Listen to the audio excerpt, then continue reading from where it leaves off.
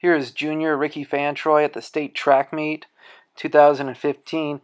Jumped 48.8 and placed second. In 7 years of coaching long jump and triple jump, I've had a long jumper or triple jumper go to the state track meet every year except for twice. Some years we had both a long jumper and a triple jumper. And there's one thing that I've learned, is that if you coach them up and they work hard over a long period of time, greatness can be accomplished. Here is Ricky's start. Here's how all my jumpers start. I tell them I don't really care what motion you do before you start, but once you start, you have to get in. Everyone has to get in the same position, and that's this right here. So you're going to have your knee over your toe, shoulders down. You know, some guys like to do some rocking motions or who knows what they do, but they have to get in that position before they go. And then here's the next critical position, is right here. It's about a 45 or less degree angle coming out, toe off, arm up and back, knee to your chest. I want him to hang in this position until the ground is close enough to where his foot on his start never comes behind his hips. I want that foot to land in front of his hips. So he's going to jump out. That foot's going to land in front of his hips. He's going to do the same thing with his other leg. Foot lands in front of his hips.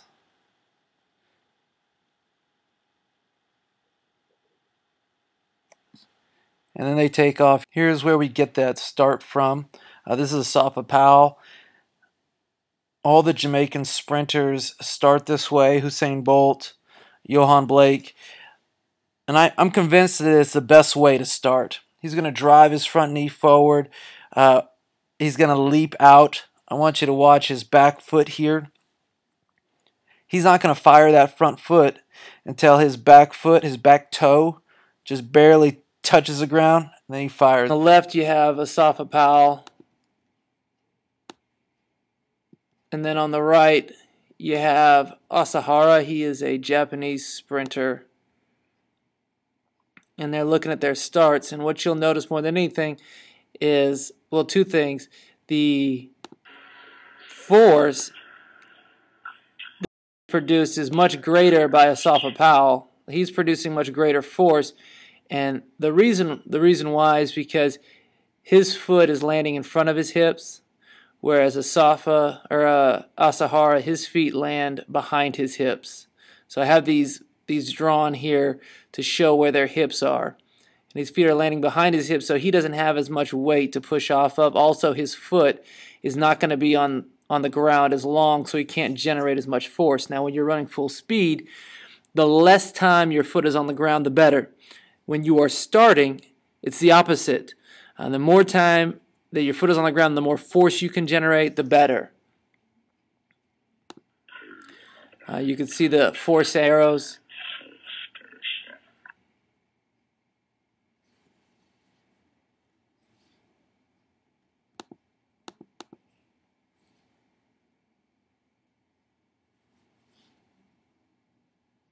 So here, Asahara's foot is about to come off the ground, and Asafa Powell is still gaining ground with more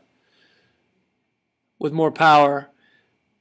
So Asafa Powell is taking larger steps with more strength, and so he has to take fewer steps. Here's his full start.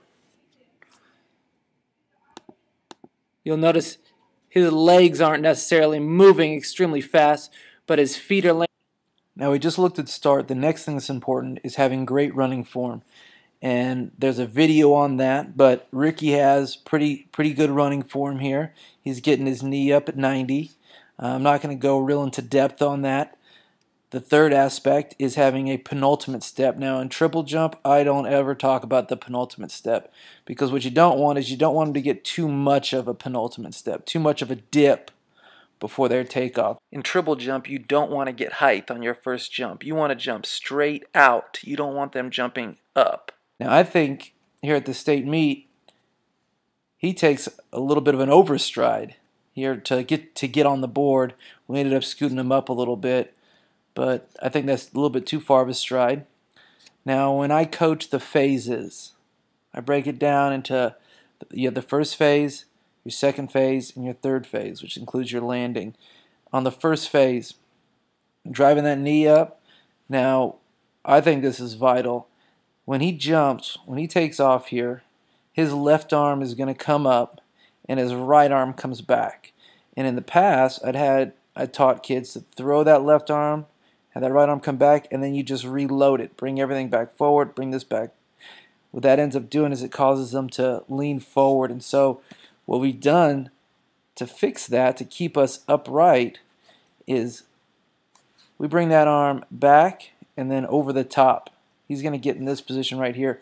And I think that that is vital to having a good first phase, is to bring that arm back.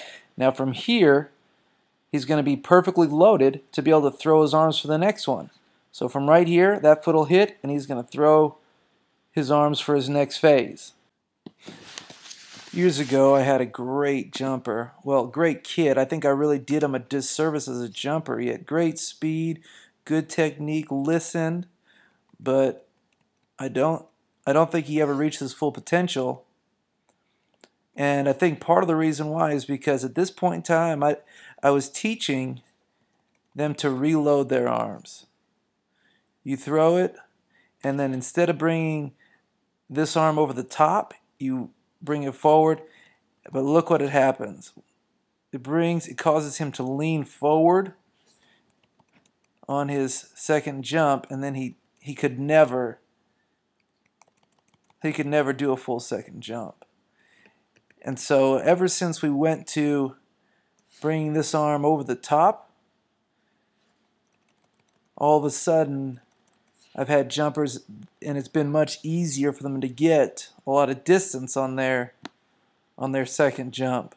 Here to Ricky's jump. So how I teach the first phase is I just have them in the dome or on the track or preferably on the grass, and all we'll do for the first 2 weeks is work on our first phase. Just working on taking off, bringing our arm around, and then landing back on that foot. When they get here, they just run it out.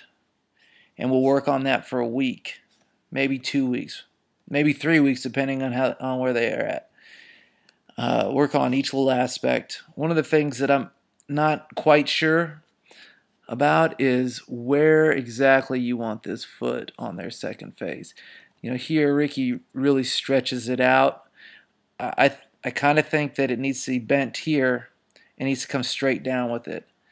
But you know, you see a lot of professional jumpers doing it that way, so I'm not sure on that. I need more research. I got a tool called RunScribe where it will track the force that each foot puts down. So I was going to use that to kind of play with that a little bit. And then our next phase, once we've perfected that, now we're going to work on our second phase, making sure that that knee is at 90. This knee is at 90, cocking both arms back, hanging it, getting the right angle on that last landing, throwing both arms up, and then hitting our third phase, our landing. So we'll spend time in the dome or on the grass where we'll just do work on our first phase, and then we'll spend time working our first and second phase, and then running it out from there until we're really good at that, and then we'll finally work on first, second, third phase into the pit. So I think the third phase is the hardest to get good at.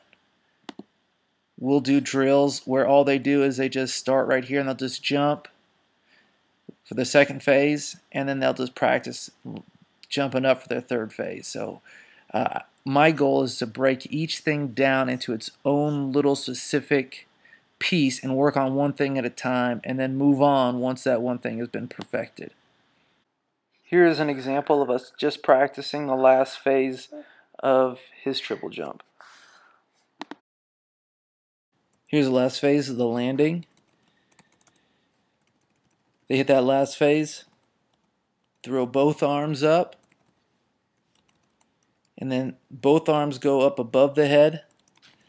You want to get here as perpendicular, as parallel to the ground as you can, really stretching out. I think he kind of brings his feet down a little early there. He could stretch them just a little bit farther, and then throwing everything in your body forward. When they land, they're going to land slightly out to one side, to the left, and so that their body can pull themselves by. Which, if they land directly out in front of them, feet are going to hit, they're going to fall backwards. When you look into the sand, you should see their heel and their butt landing right next to each other. If you see the feet and the butt behind them, then that means that their feet are stretching out too far. If you see their feet hit and then their butt and everything else hits way in front of them, then they're not stretching their feet out far enough.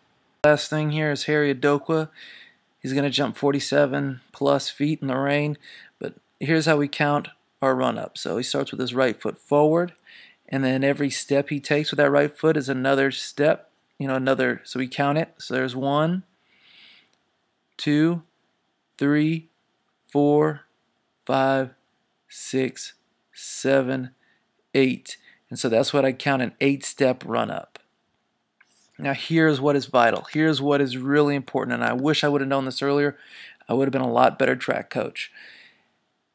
Your run up needs to correlate to your skill level. So if you are a beginner, you should have a 3-step run up. You should have your jump foot forward, and you should take 3 steps off of that jump foot and then jump. Kids should count their steps in their head instead of looking down at the board. You never look down at the board, because then when they do that, they adjust their steps and they'll never get on. So eyes are up, counting their steps in their head. Once they become good at it, they don't have to count in their head. They can just run and jump and just know intuitively. But as kids get better, then I start moving their steps back. And the reason why is this. I was starting all my kids at 7 steps, and they were running full speed like they're supposed to. But some of my beginners who hadn't done triple jump long enough were not comfortable with that speed, and so they didn't tell me that, but I could tell by what they would do. They would put on the brakes right here, and then try and slow themselves down right before they jumped, and then try and carry that speed. And so what I found to correct this is start them out with a 3-step run up, and they can run full speed for 3 steps, gain that momentum, and they won't feel uncomfortable with that speed. Once they feel comfortable with a slow 3-step run up, still running full speed but not gaining as much speed because they're not as close or they're not as far away, once they feel comfortable with that, then I would back them up to a 5-step run up. Once they feel comfortable with that, then I'd back them up with a 7-step run up. And once they're really, really good, state level, 46, 47, 48 feet, then I back them up to an 8-step run up. The farther back you are, the harder it is to get on the board, and the harder it is to hold that speed or to maintain that speed.